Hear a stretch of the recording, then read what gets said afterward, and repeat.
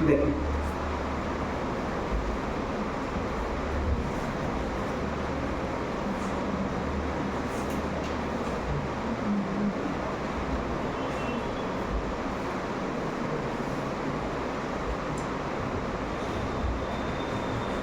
जैसे इसमें कोई पार्टिकल सर्कुलर मोशन कर रहा है, वो क्लॉकवाइज डायरेक्शन में ऐसे, और उसका ओमेगा जो है वो इंक्रीज कर रहा है। तो वेक्टर के फॉर्म में कैसे लिखा जाए इसको? तो v vector is equal to, वैसे रिजल्ट हमें भी याद नहीं रहता, क्लियर ना? हम कौन से ट्रिक से याद करते हैं, और कभी एग्जाम में आ भी गया तो किस ट्रिक से क्रॉस चेक करके ऑप्शन टिक कर सकते हैं, हम उसको बताएंगे लास्ट में, क्लियर ना? तो अभी हम जो लिख रहे हैं वो भी हमको गारंटी नहीं कि सही है गलत, लिख दिया, चेक कर लेते हैं कॉन्सेप्ट से। अच्छा, अब ऑप्शन में जो आना होगा वो ये आ सकता था, r is equal to omega cross v, omega is equal to v cross omega r, कुछ भी आ सकता है, चार ऑप्शन बना सकते हैं।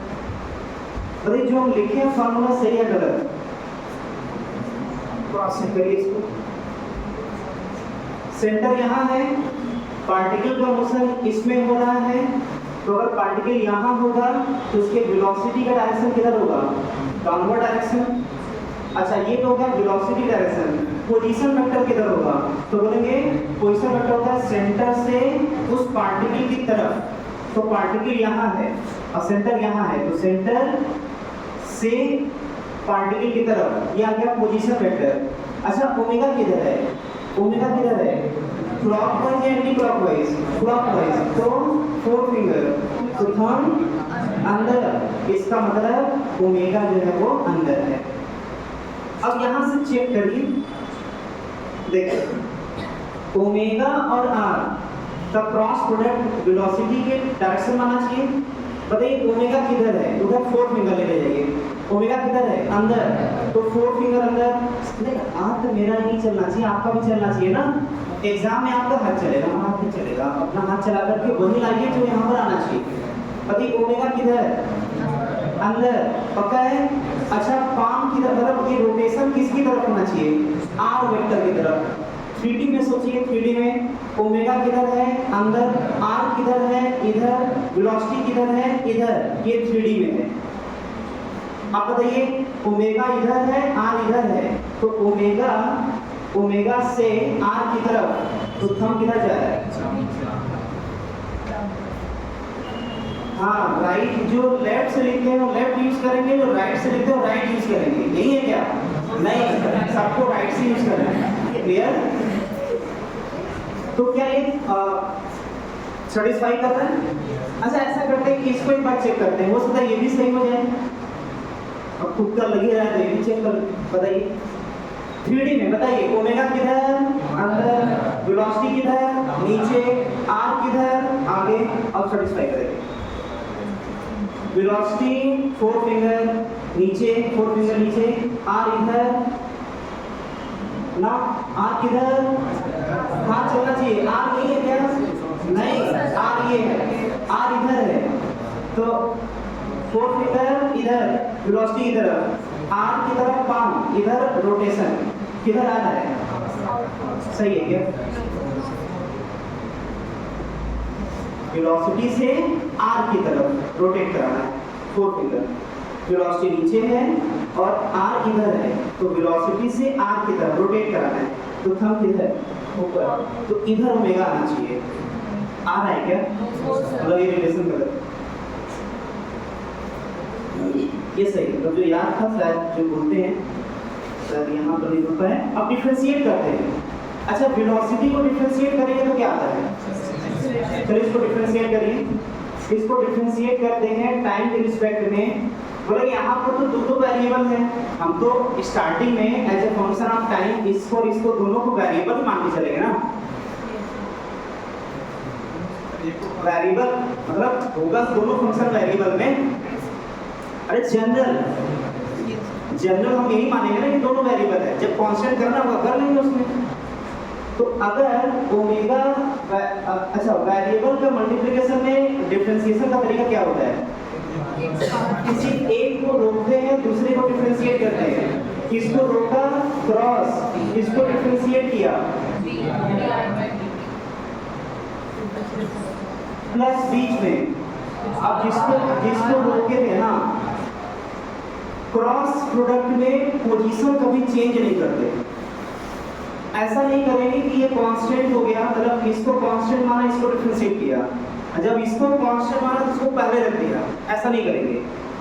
दूसरे बार वाले में इसको कांस्टेंट मानेंगे क्योंकि पहले वाले में इसको माने थे, जब दूसरे वाले में इसको कांस्टेंट मानेंगे तो ऐसा गलती नहीं करेंगे कि इसको पहले लिख देंगे, क्योंकि कांस्टेंट को बाहर निकालते थे तो पहले लिखा जाता था वही। लेकिन क्रॉस प्रोडक्ट में हम लोग गलती से भी इसका पोजीशन बदलेंगे नहीं, ये तो रिजल्ट कब आ जाएगा। ठीक है, चलिए बताइए इसमें वेलोसिटी जो है, अच्छा पोजीशन जो है बदलेगा नहीं, क्रॉस डी ओमेगा अपॉन।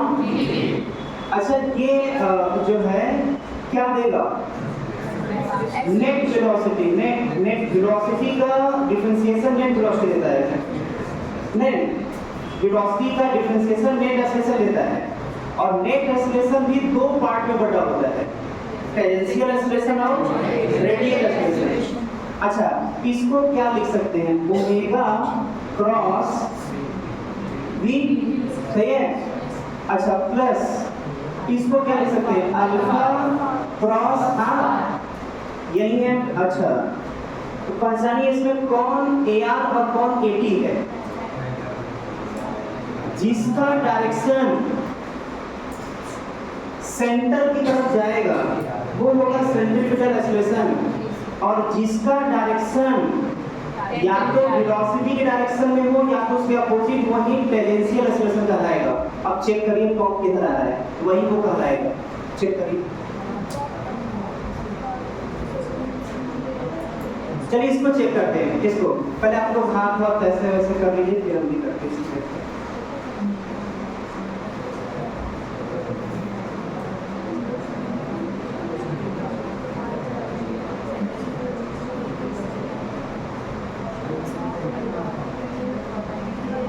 जिधर है उधर ही करना है, जिधर लग गया उधर नहीं, गड़बड़ा जाएगा। हो गया क्या? अब देखिए अब मैच कराइए जो हम कर रहे हैं इसमें। ओमेगा पहला वेक्टर किधर है, तीनों का पहले बार दिमाग में बैठा लीजिए, आर किधर, वेलोसिटी किधर, ओमेगा किधर, पहला वेक्टर कौन, ये तो फोर फिंगर उधर की तरफ, दूसरा वेक्टर कौन, ये तो पहले से दूसरी की तरफ घुमाना है फोर फिंगर, पहले से दूसरे की तरफ घुमाना है फोर फिंगर, यही है। Yes sir. ठीक है, मतलब ये क्या होगा सेंटर की तरफ, मतलब यही क्या है सेंट्रीपिटल एक्सेलरेशन। बताइए इसका डायरेक्शन किधर है, इसको चेक करिए। अच्छा ओमेगा बढ़ रहा है, इसका मतलब कि वेलोसिटी के डायरेक्शन में 80 होना चाहिए। सब लोग एक बार चेक कर लीजिए अपने से, क्योंकि आपको ही सीखना है, सेटिस्फाई कर लीजिए, फिर हम एक बार यूज कर लेते हैं इस पर कैसे क्या मैच कर रहा है सबका। Yes sir. जो इसका रिजल्टेंट आना चाहिए वो डाउनवर्ड आना चाहिए, आ रहा है क्या? Yes sir. अच्छा अल्फा किधर, अंदर, क्यों, क्योंकि ओमेगा बढ़ रहा है, ओमेगा इंक्रीज कर रहा है, अल्फा अंदर, आर किधर, इधर, इधर, इधर, पहला दूसरा, पहले से दूसरे की तरफ, ये है। Yes sir. इसका मतलब ये होगा टेंजेंशियल, ये वेक्टर के फॉर्म में। अगर एग्जाम में आया हम क्रॉस चेक करके टिक करके आगे बढ़ सकते हैं, यहाँ ज़्यादा प्रेस करने की जरूरत है। ठीक है, इसको याद नहीं करना है कोड लूप करके, ठीक है, नोट करिए फटाफट।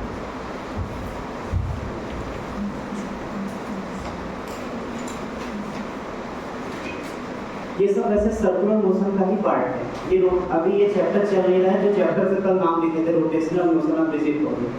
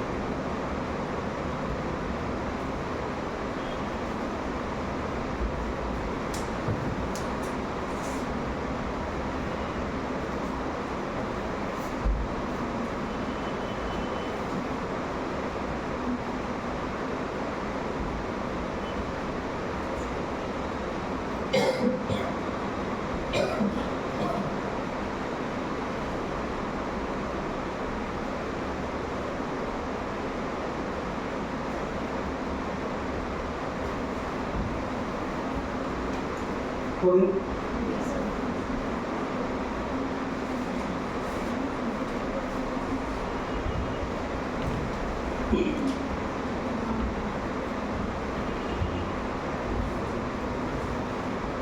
आगे बढ़ो। इसमें देखते हैं, अच्छा हाँ, इसको बक्से के अंदर बंद करके यहाँ लिख लेंगे। अगर भूल गए तो क्रॉस चेक कर लेंगे। लिखिए उसके आगे, अगर फॉर्मूला भूल गए तो एग्जाम में क्रॉस चेक कर लेंगे। तो जब रिवीजन करेंगे हम ये पढ़ लेंगे तो थोड़ा सुकून आएगा। अगर भूल गए तो क्रॉस चेक कर लेंगे, और क्रॉस चेक कभी भी गलती नहीं देगा, वो हमेशा सही देगा। भूल गए तो क्रॉस चेक कर लेंगे। सेंट्रीपिटल एक्सप्रेशन जो वेक्टर के फॉर्म में लिखे थे, ओमेगा क्रॉस वी, इनके बीच का एंगल कितना होगा? इधर देखते हैं, इनके बीच का एंगल कितना होगा? ओमेगा और वी के बीच का एंगल 90 होगा। अच्छा, क्रॉस हटता है तो क्या आता है? साइन, मतलब omega v sine 90, sine 90 1 omega v equal to क्या लिख सकते हैं? तो बोलेंगे v equal to omega r, इनके बीच का एंगल कितना है? 90, तो ओमेगा आर साइन 90 वो भी 1, तो ओमेगा आर, और ओमेगा आर मतलब ये आ गया ओमेगा स्क्वायर आर। इसलिए हम लोग इसके मैग्नीट्यूड को ओमेगा स्क्वायर आर बोलते हैं। और अगर इसकी बात किया जाए टेंजेंशियल एक्सप्रेशन का, तो ये हो जाएगा अल्फा क्रॉस आर वेक्टर। तो इनके बीच का एंगल 90 sin 91, इसके मैग्नीट्यूड की बात करेंगे तो ये होगा आर अल्फा, आर अल्फा। हम लोग इसी मैग्नीट्यूड के लेवल चलेंगे। आगे जो भी क्वेश्चन सॉल्व करेंगे हम वेक्टर के फॉर्म में नहीं कुछ भी सोचेंगे, हमेशा उसके मैग्नीट्यूड के फॉर्म में सोचेंगे। इसको लिखने का एक और तरीका होगा v square by are.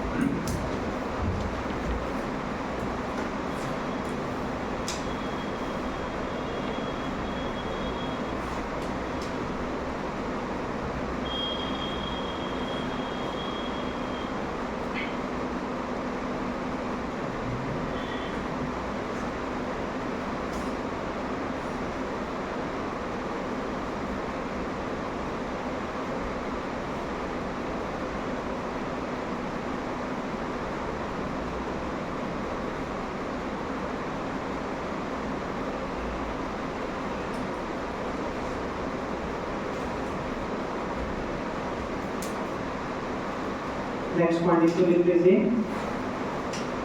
Angular velocity is equal to v perpendicular by r। ये वैलिड है।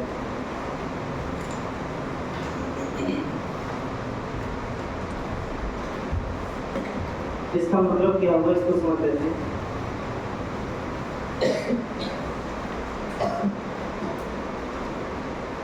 इसको ध्यान से देखिए,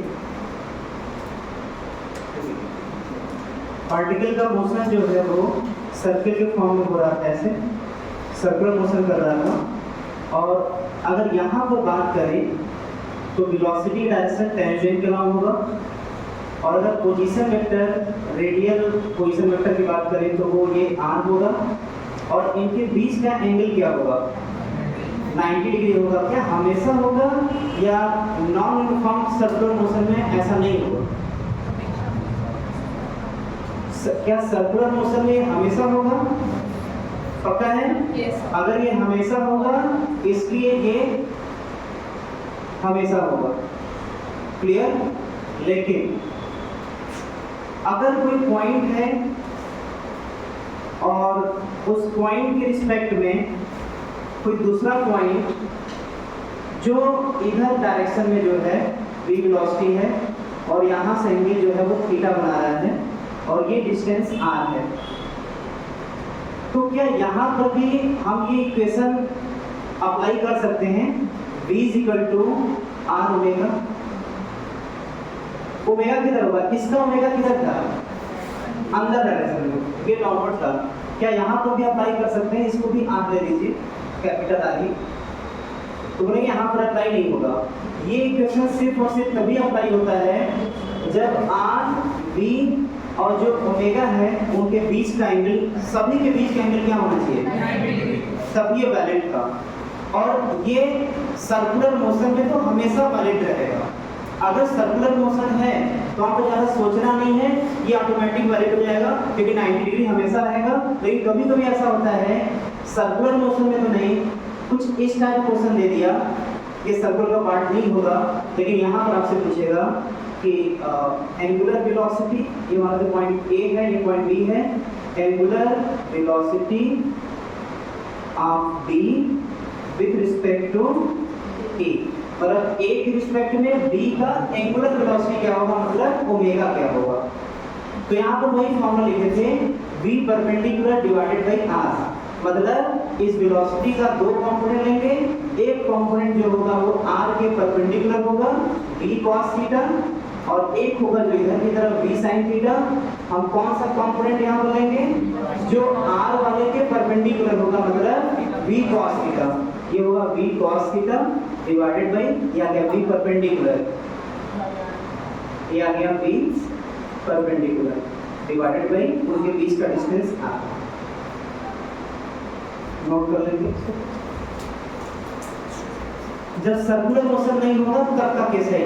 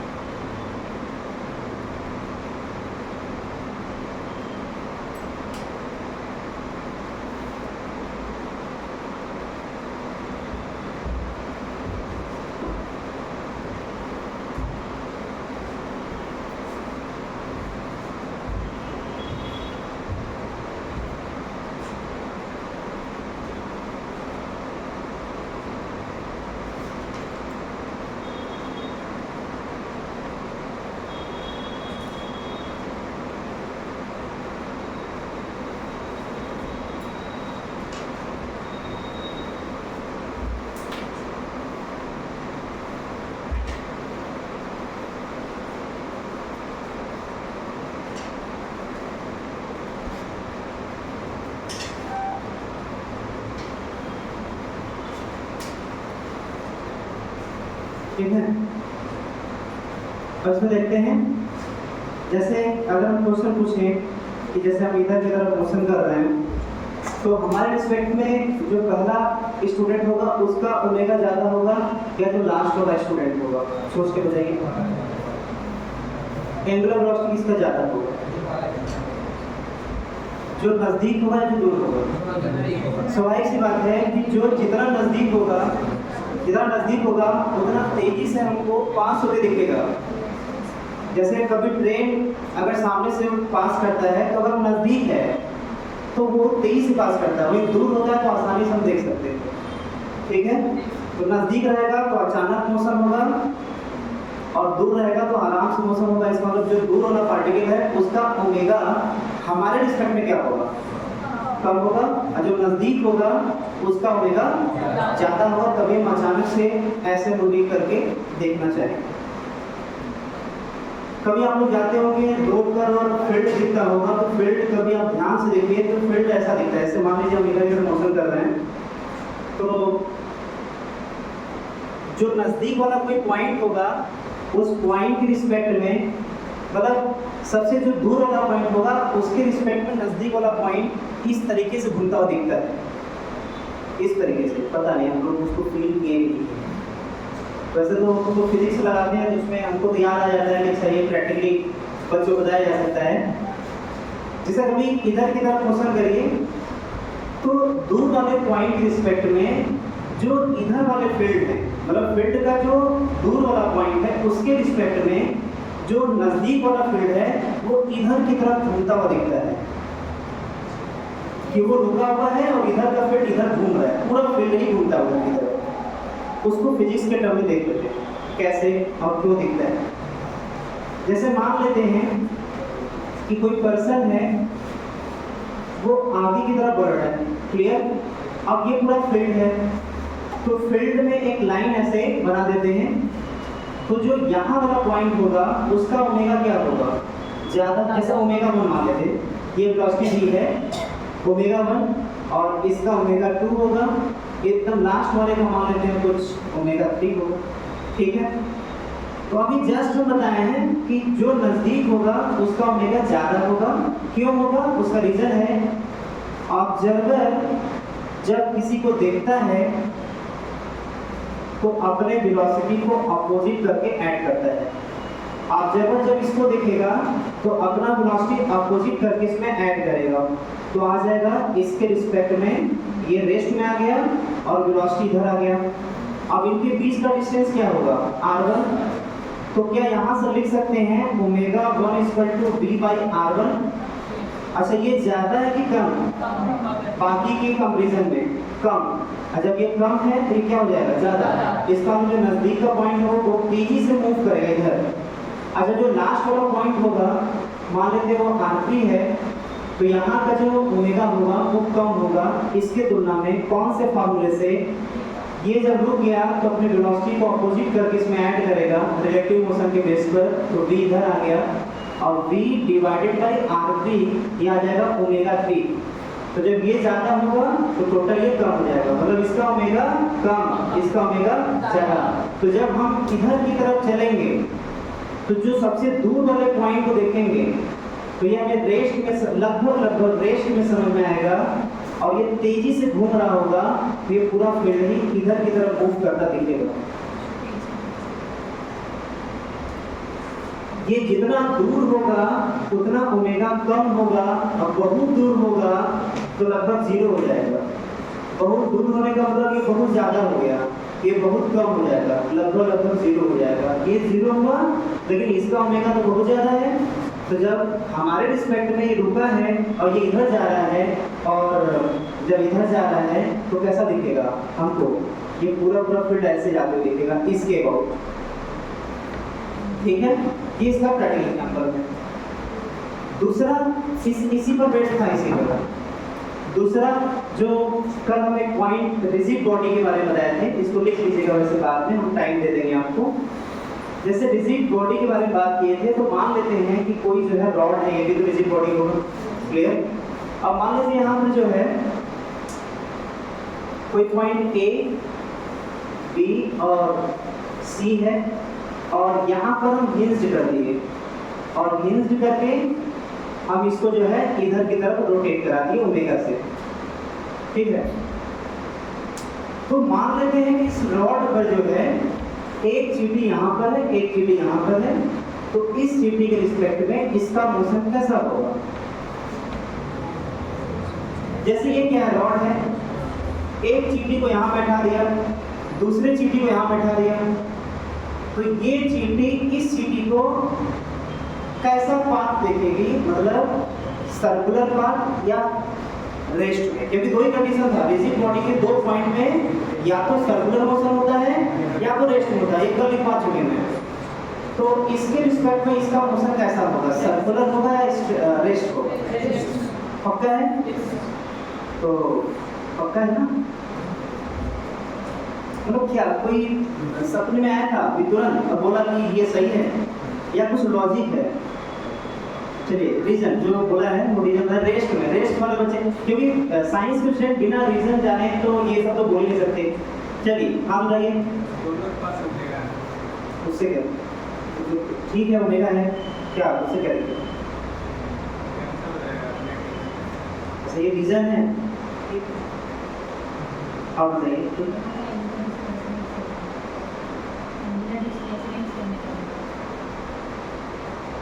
किसके रिस्पेक्ट में है ये एंगुलर डिस्प्लेसमेंट? दोनों का सेम। जैसे देखिए दिक्कत क्या है, आप लोग आंसर क्यों गलत बता रहे हैं उसका रीजन बता रहे हैं। आप बैठे कहीं और हैं और इमेजिन ये कर रहे हैं कि कहीं और बैठकर देख रहे हैं, इसलिए आंसर गलत है। आप रीजन क्यों गलत बता रहे हैं? रीजन समझ आया?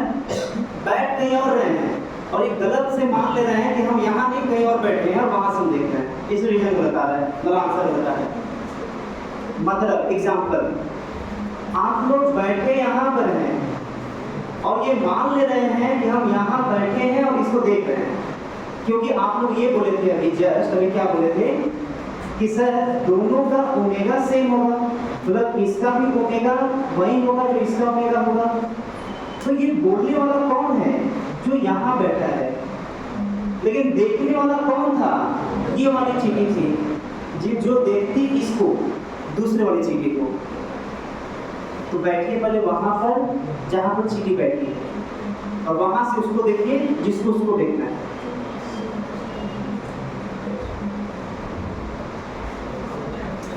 अच्छा, सर्कुलर मोशन का पहचान क्या है? कि अगर हम सेंटर पर हैं, हम किसी को देख रहे हैं, तो ये सर्कुलर मोशन तभी होगा जब इसके पास ओमेगा होगा या हमसे सेम डिस्टेंस पर उसका पोजीशन बदल रहा होगा। यही सर्कुलर मोशन का पहचान है। या तो ओमेगा आ जाए तभी पहचान होगा। बताइए।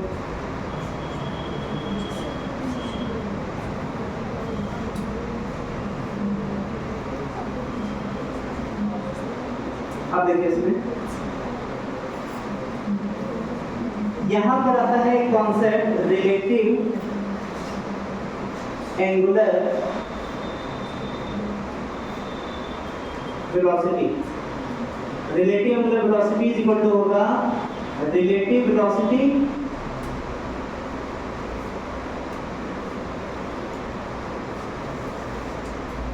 का परपेंडिकुलर कंपोनेंट डिवाइडेड बाय उनके बीच का डिस्टेंस, मतलब वही जो रेडियस क्रिएट कर रहा होगा। अच्छा, इसके पहले क्या बताए थे? Omega is equal to v perpendicular by r। यही था क्या? पक्का ये था। तो यहाँ पर ये रिलेटिव नहीं था, तो ये भी रिलेटिव नहीं था। और जैसे रिलेटिव यहाँ पर यूज करेंगे तो यहाँ पर रिलेटिव आ जाएगा। आप बताइए, शायद अब आंसर तक पहुँच सकते हैं आप लोग। बहुत मजेदार पॉइंट मिलेगा, बहुत ही मजेदार पॉइंट मिलेगा। यही तो रोटेशन में कमाल है। रोटेशन या तो एकदम नहीं समझ में आता या तो बहुत मजा आता है। इसको कुछ बच्चे बोलते हैं बहुत कठिन चैप्टर है, तो बच्चे बोलते हैं कि पूरे फिजिक्स का सबसे कठिन चैप्टर बोलते हैं, और तो बच्चे इसी को सबसे मजेदार चैप्टर बोलते हैं। वो समझने का फर्क है कि कौन कैसे समझे। हाँ, वही प्रूफ करना है ना, कैसे करेगा बताइए। जैसे देखने वाला कौन है? बी है, तो angular velocity of A with respect to B, अगर ये मिल गया कुछ भी अगर मिल गया तो इसका मतलब कि इसके रिस्पेक्ट में, मतलब बी के रिस्पेक्ट में ए में, अच्छा सी है क्या? Angular velocity of C with respect to B. तो अगर कुछ मिल गया यहाँ पर, इसका मतलब ये निकलेगा कि b के रिस्पेक्ट में c जो है सर्कुलर मोशन कर रहा है। अगर जीरो मिला तो b के रिस्पेक्ट में a क्या होगा? रेस्ट में। तो ट्राई करते हैं इसमें। अच्छा, फार्मूला क्या है? फार्मूला है omega relative is equal to relative velocity. इसका वेलोसिटी क्या होगा? इसका वेलोसिटी क्या होगा? इसका vb होगा, इसका vc होगा। अच्छा, रिलेटिव वेलोसिटी की बात करें तो ये अपना वेलोसिटी पलट कर इसमें ऐड करेगा। तो velocity of c with respect to b divided by उनके बीच का परपेंडिकुलर डिस्टेंस, वेलोसिटी के परपेंडिकुलर डिस्टेंस, वो तो है यहाँ पर, यही है। इसको क्या ले सकते हैं? अगर लेंथ अगर l होगा, टोटल लेंथ l होगा, क्योंकि हम केवल इतना पूछे थे कि कैसा मोशन करेगा, हम वैल्यू कुछ नहीं पूछ रहे थे। क्लियर ना? तो पता है यहाँ पर क्या आएगा? b के रिस्पेक्ट में c का वेलोसिटी, नेट वेलोसिटी कितना आएगा? bc minus bb divided by r। अच्छा, तो bc का वैल्यू क्या होगा? bc का वैल्यू कितना बोले सर? ओमेगा तो दिया हुआ है, ये विद रिस्पेक्ट टू ग्राउंड ही तो है सब कुछ, इसके रिस्पेक्ट में सब कुछ। तो क्या होगा? वेलोसिटी ऑफ c ये होगा r ओमेगा। r क्या होगा? जिसके अबाउट रोटेट कर रहा है वहां से इनके बीच का डिस्टेंस l। ओमेगा कितना होगा? ओमेगा दिया हुआ है। अच्छा, vb कितना होगा? vb, तो vb ये है, इसका वेलोसिटी कितना होगा? तो जिसके अबाउट ये रोटेट कर रहा है r ओमेगा, तो r होगा l/2, r होगा l/2 इनटू ओमेगा। रखिए यहाँ पर कितना आ रहा है, ये हो जाएगा BC equal to L omega minus VP equal to L omega by 2 divided by, अच्छा R है तो R से डिवाइड करना तो ये हो जाएगा L बाई 2, ठीक है ना। जो R है इनके बीच का डिस्टेंस हो जाएगा L बाई 2। तो यहाँ से कितना आ रहा है, omega L by 2 L by 2 कितना रिजल्ट आ रहा है, मतलब वो भी उसको उतना ही इंजन से घूमते देख रहा है जितना कि ये बाकी को देख रहा था, मतलब बैक करके भी वो उसके जिसको देख रहा है वो भी उसी रेट से घूम रहा है। यही रिजिड बॉडी का पहचान होता है।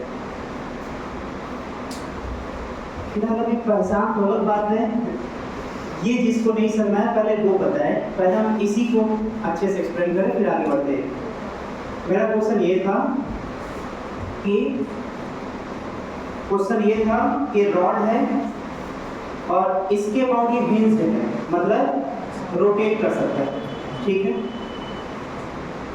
तो अगर ऐसे रोटेट कर सकता है तो एक चींटी यहाँ पर है, दूसरी चींटी यहाँ पर है, तो मेरा क्वेश्चन ये था कि जब ये चींटी इसको देखेगी तो इसके रिस्पेक्ट में ये रुका हुआ दिखेगा या रोटेट करता हुआ दिखेगा, तीसरा कोई विकल्प है नहीं, रिजिड बॉडी में कोई तीसरा विकल्प नहीं, या तो रुका रहेगा या तो रोटेट करता दिखेगा। तो कैसा दिखेगा,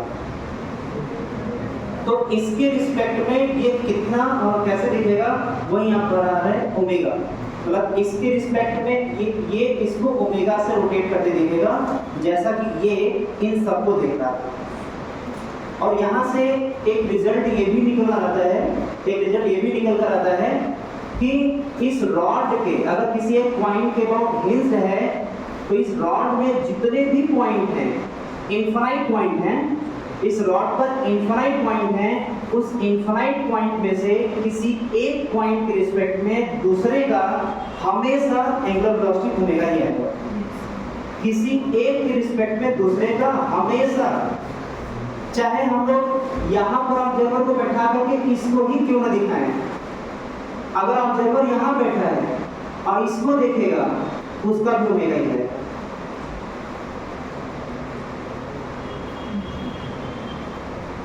कुछ तो होमवर्क भी तो कोई नाम है नहीं, इसको नोट करके घर पे एनालिसिस कर लीजिएगा कि ऐसा भी है क्या, आप वहाँ पे मैथमेटिकली क्रॉस चेक कर लीजिएगा।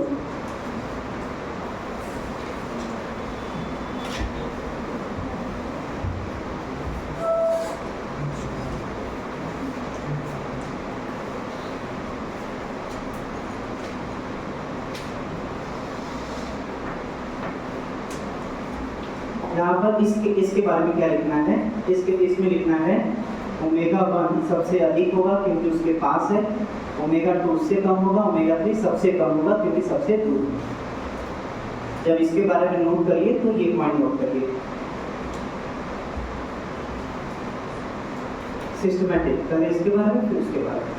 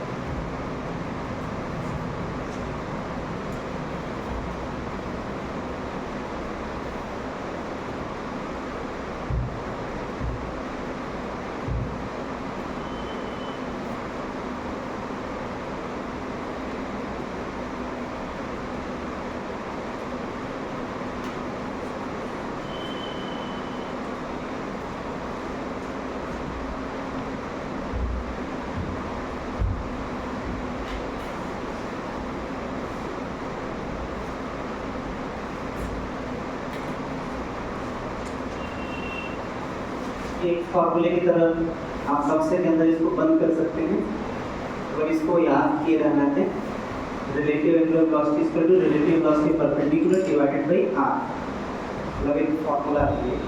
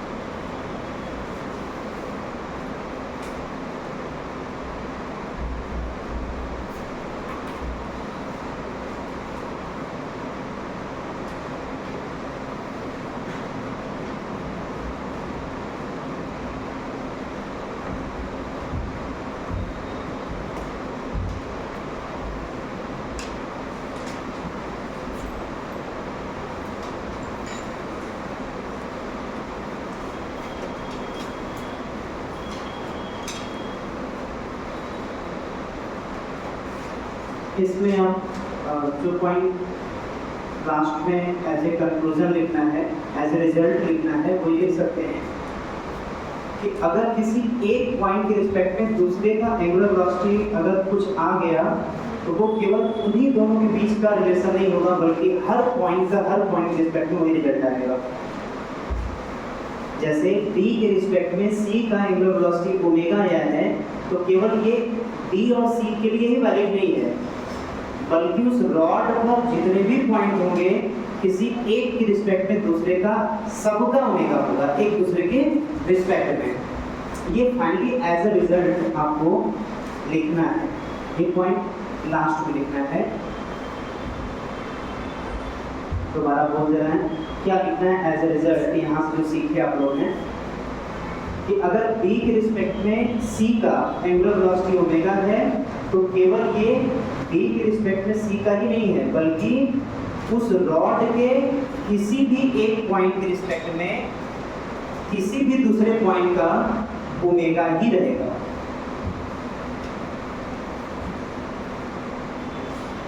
अपने लैंग्वेज में लिखेंगे ज़्यादा वो दिमाग में टिकाऊ रखेगा, इसलिए हम बोल दे रहे हैं अपने भाषा में, जो भी आपको जिस तरह से लिखना है लिख लीजिए।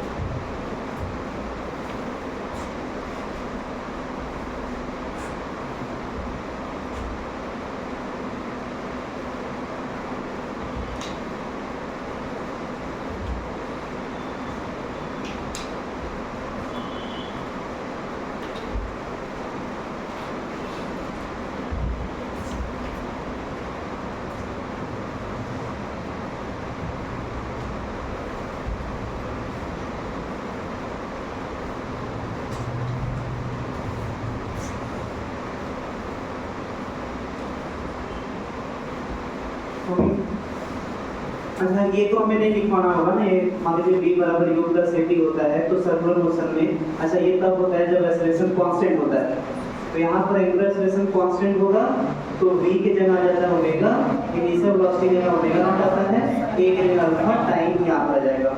सेकंड इक्वेशन क्या आएगा, ओमेगा स्क्वायर, अच्छा s बराबर ut plus half at square, क्या होगा theta is equal to omega naught t plus half alpha t square, और तीसरा क्या बनकर आएगा omega square equal to omega naught square plus 2 alpha theta. Clear ना, तो इसको कर लेंगे। अच्छा, इसके पहले जो रिलेशन लाए थे v is equal to r omega और at is equal to r alpha, ये दोनों ऐसे इक्वेशन हैं जो ट्रांसलेशनल मोशन, अब दिमाग में दौड़ाइए कि ट्रांसलेशनल मोशन का बेसिक डेफिनेशन क्या होता है। ट्रांसलेशन, प्योर ट्रांसलेशनल मोशन का बेसिक डेफिनेशन क्या होता है कि उस रिजिड बॉडी के हर पॉइंट का या तो वेलोसिटी की बात करें वो भी सेम होगा, एक्सेलरेशन की बात करें वो भी सेम होगा। अगर प्योर रोटेशन है तो इसका मतलब जिस एक्सिस के अबाउट प्योर रोटेट कर रहा है उस एक्सिस के अबाउट जो भी पॉइंट होंगे, चाहे कोई भी पॉइंट हो, सबका एंगुलर डिस्प्लेसमेंट सेम होगा, सबका एंगुलर वेलोसिटी सेम होगा, सबका एंगुलर वेलोसिटी एक्सेलरेशन सेम होगा। ये प्योर ट्रांसलेशनल है, ये प्योर रोटेशनल है। अब दोनों को अगर जोड़ दें, मतलब कंबाइन कर दें, तो यहाँ से आ जाएगा ये खुद जो है आगे बढ़ेगा भी और रोटेट भी करेगा, मतलब ये आ जाएगा कंबाइंड मोशन में। तो जो कंबाइंड मोशन है मतलब एक्सेलरेशन को अल्फा के साथ जोड़ने वाला या वेलोसिटी को एंगुलर वेलोसिटी से जोड़ने वाला यही इक्वेशन है। मतलब ये एक तरह से अगर एक रूम ये है और दूसरा रूम ये है, मतलब कि एक बार ट्रांसलेशनल स्टडी करेंगे, एक बार रोटेशनल स्टडी करेंगे, तो इनके बीच में दरवाजा भी है, वो दरवाजा है आर का। ये आर ही एक ऐसा टर्म है जो इन दोनों को कनेक्ट करेगा। अभी हम ये बात बोल दे रहे हैं, जब आगे क्वेश्चन करवाएंगे तो फिर यही बात दोहराएंगे, यही बात हम रिपीट करेंगे।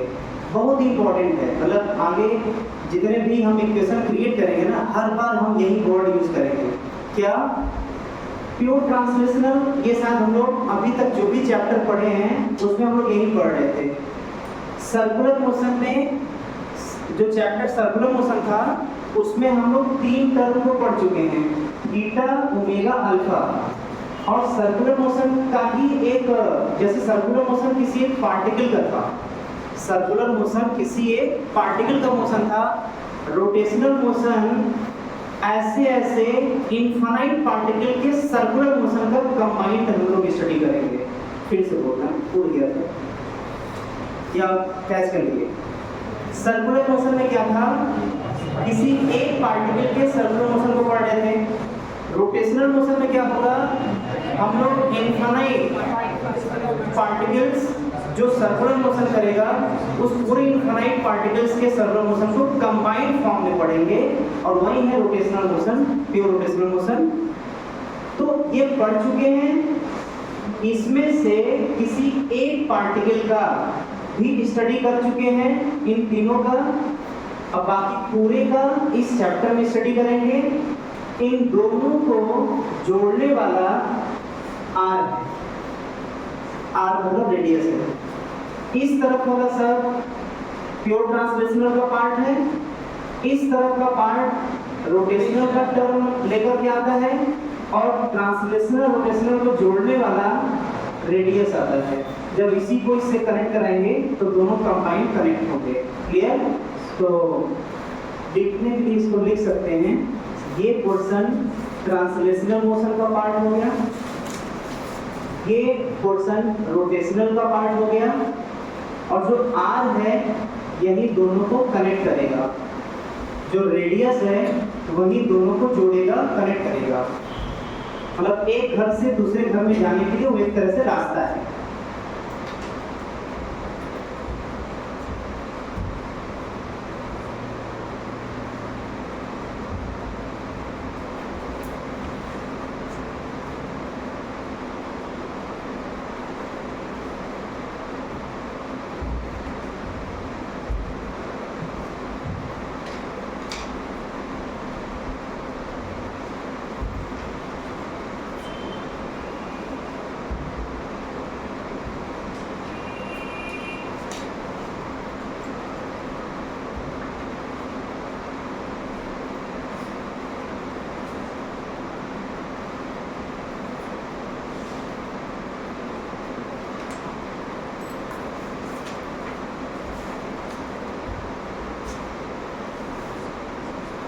हो गया।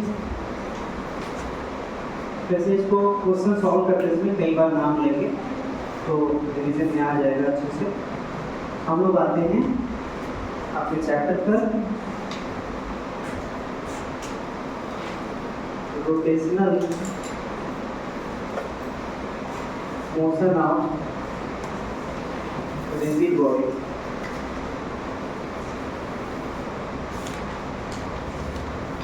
याद करिए, इसमें जब हम लोग 1D 2D पढ़ लिए थे तो न्यूटन लॉ में आए थे। उसमें पहले सबसे पहला वर्ड कौन सा था? इनर्शिया। हाँ, वही सब लोग एंट्री लिए थे किसमें? न्यूटन लॉ में, और मास के टर्म को समझे थे। तो इनर्शिया क्या होता है, अगर एक दो पॉइंट अगर इनर्शिया को लेकर के दिमाग में बैठाना हो जो कभी भूलना नहीं चाहिए एक स्टूडेंट को, तो पहला तो ये है कि inertia is directly proportional to mass. पहला तो ये कभी भूलना नहीं चाहिए, जिसका मास ज्यादा होगा उसका इनर्शिया ज्यादा होगा। दूसरा पॉइंट जो आपको याद रखना चाहिए, जिसका इनर्शिया ज्यादा होगा मतलब मास ज्यादा होगा, उसको चलाना कठिन होगा। क्लियर? पता है क्या बोले यहाँ पर, जैसे कोई हल्का पार्टिकल है कोई भारी पार्टिकल है, तो हल्के पार्टिकल को चलाना आसान है क्योंकि इसका एनर्जिया कम है, कोई भारी पार्टिकल है तो उसको चलाना कठिन है क्योंकि वो भारी है, उसका मास ज्यादा है। तो यहाँ पर जैसे हम लोग ट्रांसलेशनल मोशन में इनर्शिया और मास के बारे में पढ़े थे, वैसे हम लोग उसके मोमेंट के बारे में पढ़ेंगे। मोमेंट के बारे में पढ़ने का मतलब हम लोग किसी इनर्शिया के मोमेंट के बारे में पढ़ेंगे। एंगुलर मतलब जैसे एंगुलर वेलोसिटी जगह एंगुलर वर्ड आता था, एंगुलर वेलोसिटी। एंगुलर मतलब एंगल बनाना, और एंगल बनाने का मतलब मूवमेंट होना, मतलब मूवमेंट मतलब सर्कुलर फॉर्म में मूवमेंट आएगा। तो रोटेशनल मोशन में जैसे न्यूटन्स लॉ में इनर्शिया और मास के बारे में पढ़े थे, वैसे ही रोटेशनल मोशन में एंट्री कर रहे हैं तो सबसे पहले इसके मूवमेंट के बारे में पढ़ेंगे। मतलब मूवमेंट किसका, मूवमेंट किसका, इनर्शिया का। मतलब हम लोग पढ़ेंगे मूवमेंट ऑफ इनर्शिया, इनर्शिया का मूवमेंट मतलब उस मास का मूवमेंट। क्लियर? अब हम लोग रिलेट करते हैं, ध्यान सुनते हैं। जैसे यहाँ पर हम एक ये वर्ड बोले थे, जिसका मास ज्यादा या जिसका इनर्शिया ज्यादा उसको चलाना कठिन है, वैसे ही जिसका मोमेंट ऑफ इनर्शिया ज्यादा उसको घुमाना कठिन है। दो चीजें हैं, एक चलाना एक घुमाना, एक दोनों का मिक्स, चलाना प्लस घुमाना, इसे बोलते हैं कंबाइंड मोशन। तो अगर हमें फील करना है कि इनर्शिया क्या है, ये बोलेंगे इनर्शिया मास के प्रोपोर्शनल ज्यादा होगा तो चलाना कठिन होगा। मोमेंट ऑफ इनर्शिया अगर किसी पार्टिकल सिस्टम का ज्यादा होगा तो उसको घुमाना कठिन होगा। क्लियर? तो ये डिफाइन कैसे होता है, जैसे मान लेते हैं कोई एक्सिस है, पहले बेसिक हम समझ लेते हैं किसी पॉइंट मास को लेकर के।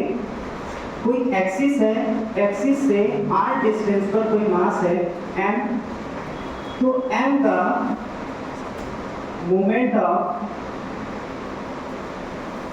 Inertia of mass m about axis, जो भी ये दिया हुआ है वो होगा I से डिनोट करते हैं इसको हम लोग I से डिनोट करते हैं, ये होता है mr²। क्लियर? अब यहाँ पर देखिए कितने टर्म आ रहे हैं। एक तो देखिए एक्सिस, इस फार्मूले को देखिए यहीं से हर पॉइंट निकल कर आएगा। जैसे अगर बात करें कि जो मोमेंट ऑफ इनर्शिया I इस मास का mr² आ रहा है, अच्छा पहले इसका फॉर्मेलिटी पूरा कर लेते हैं, यूनिट डायमेंशन और क्वांटिटी। क्लियर ना, जो मतलब हर क्वांटिटी साथ लगा रहता है, फिर आते हैं इसके बारे में पढ़ते हैं। इसका यूनिट क्या होगा, बना दीजिए यहाँ से kg/m। अच्छा इसका डायमेंशन क्या होगा, इसका डायमेंशन मास का m, ये लेंथ है L2, ये आ जाएगा। अच्छा ये स्केलर है वेक्टर है या दोनों नहीं है, ये वैसे तो थोड़ा सा टेंसर क्वांटिटी है लेकिन उसका कोई मतलब नहीं है। हम लोग के सिलेबस में टेंसर क्वांटिटी है ही नहीं, इसलिए नोट कर लेंगे ये स्केलर क्वांटिटी है। पहले 3 पॉइंट लिख के फिर आगे बढ़ते हैं। ये बेसिक चीजें हैं, पहले इसको नोट कर लीजिए फिर आगे बढ़ते हैं।